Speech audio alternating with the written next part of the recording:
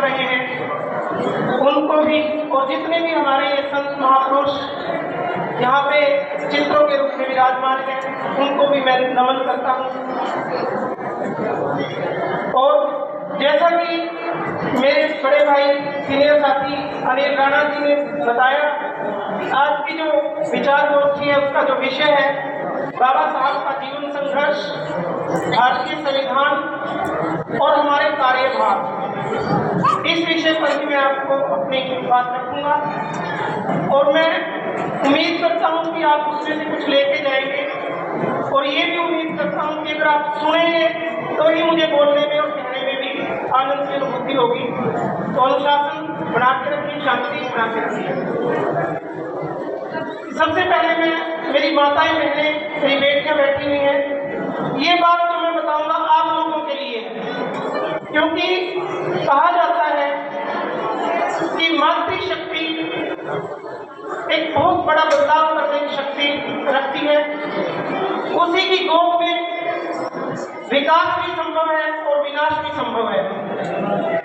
तो जैसा कि आप सबको बाबा साहब के संघर्ष के बारे में मेरे से पूर्व वक्ताओं ने बहुत कुछ बताया है, मैं उस विषय पे नहीं जाऊंगा, लेकिन मैं भारतीय संविधान के विषय पे आपको कुछ बताना चाहूंगा कि भारतीय संविधान हमें किस तरह से सशक्त करता है, कैसे हमें मजबूती देता है और कैसे हम भारतीय संविधान के साथ आगे बढ़ सकते हैं, और फिर हमारे कार्य क्या है।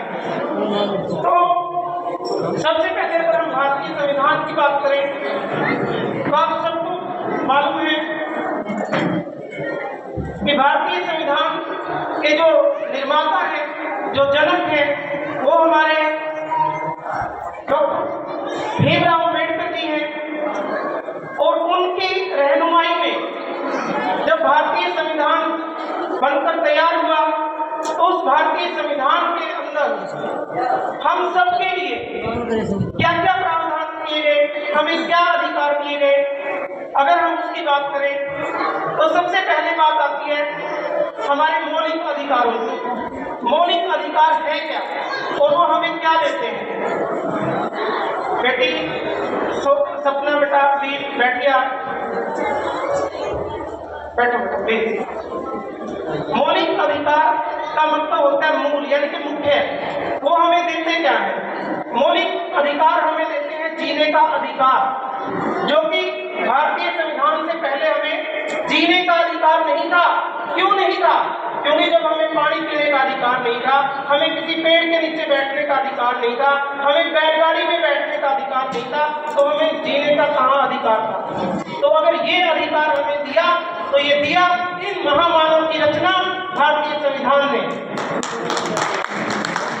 दूसरी बात अगर हम करें कि हमें जीने का अधिकार तो मिल गया, फिर हमें मिला शिक्षा का अधिकार। और शिक्षा, कैसी शिक्षा? सिर्फ ये नहीं कि हमने कलम उठाया, अनार और कागज का लिखना सीख लिया और हम शिक्षित हो गए। नहीं, शिक्षा का मतलब है भले ही हमें कटहरा ना आए, वर्णमाला ना आए, लेकिन हमें अपने बच्चों का लालन पालन करना आना चाहिए, हमें उनके अंदर संस्कार जागृत करने आने चाहिए। कैसे? एक अनपढ़ माँ अपने बच्चे को एक IAS, IPS की कुर्सी तक पहुंचा सकती है, देश के राष्ट्रपति, प्रधानमंत्री की कुर्सी तक पहुंचा सकती है। वो अधिकार हमें जो दिए वो इन महामानव ने भारतीय संविधान के द्वारा हमें दिए। अब जब शिक्षा की बात आती है तो माँ का इसमें महत्वपूर्ण योगदान होता है, लेकिन आज बड़े दुर्भाग्य के साथ मुझे कहना पड़ रहा है कि हमारी माताएं भी उस अपने नैतिक कार्यभार को समझ नहीं पा रही हैं। बड़े दुख के साथ कहना पड़ रहा है, ये जो विचार गोष्ठी आयोजित की जा रही है ये इन लोगों के लिए नहीं है, बल्कि आप लोगों के लिए है। आपके अंदर वो शक्ति है जो इन सबको फर्स्ट से अंत पहुंचा सकती है और पहुंचाया है। चाहे डॉक्टर भीमराव अम्बेडकर की बात है, चाहे डॉक्टर APJ अब्दुल कलाम की बात है, चाहे मीरा कुमारी की बात है, चाहे कल्पना चावला की बात है। तो ये शिक्षा हमें जो मिली वो भारतीय संविधान से मिली। आज आपको शिक्षा का अधिकार है, आप अपने बच्चों को शिक्षित करिए। अगर किसी अच्छे स्कूल में पढ़ा सकते हैं तो बहुत अच्छी बात है, लेकिन अगर आप नहीं, किसी प्राइवेट स्कूल में, तो सरकारी स्कूल है, आपके अपने स्कूल है, उनको संभालिए। सब कुछ फ्री है आपके लिए। जो लोग ये कहते हैं कि सरकारी स्कूलों में ऐसा नहीं है, क्यों नहीं है? कहीं ना कहीं गलती हमारी है, हमने उनको संभालना छोड़ दिया है। वो हमारी धरोहर थे, हम सब उन्हीं में से पढ़ के निकले हैं। बाबा साहब भी शायद उन्हीं स्कूलों में से पढ़ के निकले थे। तो आज क्या ऐसा कारण रहा कि वो पीछे छूट गए? हम ये कहते हैं कुछ नहीं है सरकारी स्कूलों में, हम नौकरी चाहते हैं सरकारी, लेकिन उन सरकारी धरोहरों को हम संभालना नहीं चाहते। तो शिक्षा का स्तर उठेगा जब आप इन धरोहरों को संभालेंगे। तो ये जो सरकारी शिक्षा, ये जो संस्थान हमें दिए, वो इन महामानव ने दिए। अब अगर इससे हम थोड़ा सा आगे बढ़ के भारतीय संविधान में जो दिए गए हैं डायरेक्टिव प्रिंसिपल का मतलब है नीति निर्देशक तत्व। जो भारतीय संविधान की आत्मा है, जान है, वो क्यों शामिल करने की जरूरत महसूस हुई? क्योंकि बाबा साहब जानते थे कि जब ये देश आजाद होगा, ये देश विभिन्न जातियों में, विभिन्न धर्मों में बटा हुआ है, यहाँ ये जो तबका है इनको कोई आगे नहीं आने देगा। तो फिर बाबा साहब ने सरकारों को मजबूर कर दिया कि आप, ये आपके लिए निर्देश है और आप इनको मान लोगे। चाहे वो SC ST OBC के लिए शैक्षणिक जो बजट होता है उसका प्रावधान करने की बात है, चाहे आपकी गली मोहल्ले में आपकी रहने की व्यवस्था, चाहे गलियों की बात है, पीने के पानी की व्यवस्था, सीवरेज व्यवस्था है, ये सब प्रावधान आपको ऐसे नहीं मिले, ये सब जो अधिकार है आपको ऐसे नहीं मिले, ये मिले हैं आपको इन महामानव की वजह से। Directive principle of state policy में सारी चीजें आपको लिखी गई हैं, क्या क्या आपको मिलेगा, क्या क्या सरकार की नीतियां होंगी, किसके ऊपर फोकस किया जाएगा। तो ये सब हमें मिला है संविधान से। अब अगर इस संविधान से थोड़ा सा आगे और हम बात करें तो फिर बाबा साहब ने तो हमें इतना कुछ दे दिया, संविधान दे दिया, उसमें हमें समता, समानता, हमारे धर्म को मानने की सब अधिकार हमें दे दिए, जीने का अधिकार दे दिया, समानता का अधिकार दे दिया, ठीक है। फिर बात आती है कि हमारे कार्यभार क्या है। अब कार्य और भार दो शब्दों से मिलकर बना है। कार्य का मतलब है काम, कार्य का मतलब है काम, और भार का मतलब है जिम्मेदारी। भार का मतलब ये नहीं कि हम कोई बोझा उठाकर चल रहे हैं, भार का मतलब है जिम्मेदारी। तो जब बाबा साहब ने हमें इतना कुछ दिया तो हमें कुछ जिम्मेदारियां भी दी हैं, और वो जिम्मेदारियां क्या है? वो जिम्मेदारियां यही है कि आप शिक्षित बनो, संगठित रहो और संघर्ष करो। यहाँ शिक्षा का मतलब यही है कि अपने बच्चों को पढ़ाओ, लिखाओ, उनके अच्छे संस्कार दो, उनको समय समय पे उनकी काउंसलिंग करो। संगठित होने का मतलब है कि आप चाहे किसी भी जन्म से किसी भी जाति में पैदा हुए हैं, किसी भी गोत्र में पैदा हुए हैं, किसी भी धर्म में पैदा हुए हैं, आप मिलजुल कर रहो।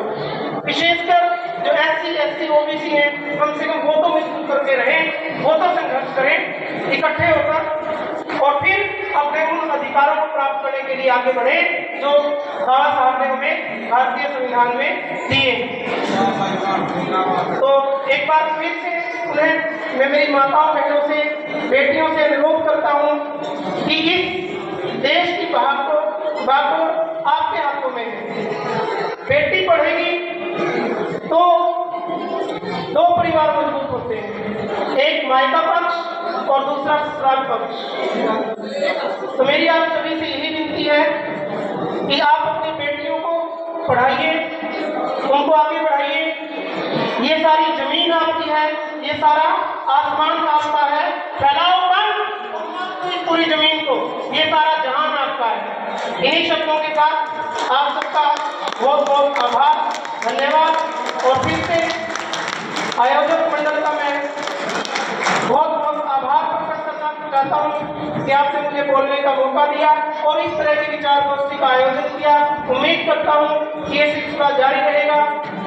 और एक बात हमारे बीच में अभी मैडम तंवर बोल के गए कुछ समय पहले, उन्होंने एक बड़ी जबरदस्त बात कही कि फर्क तो हमारे मन में बचपन से ही आ जाता है। मैं सरकारी स्कूल में पढ़ाता हूँ, टीचर हूँ, तो वहाँ पे जो बात उन्होंने कही बिल्कुल सच कही कि हमारी बेटे को जाते हैं प्राइवेट स्कूलों में और बेटियां जाती हैं सरकारी स्कूल में। क्यों?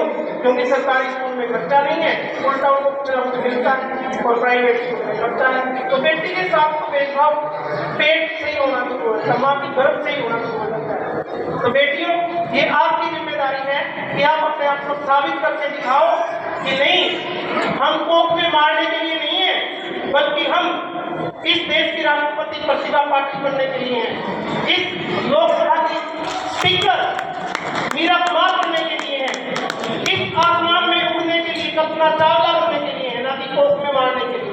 इन्हीं शब्दों के साथ और इसी प्रार्थना के साथ आप सभी का धन्यवाद। जय हिंद, थैंक यू।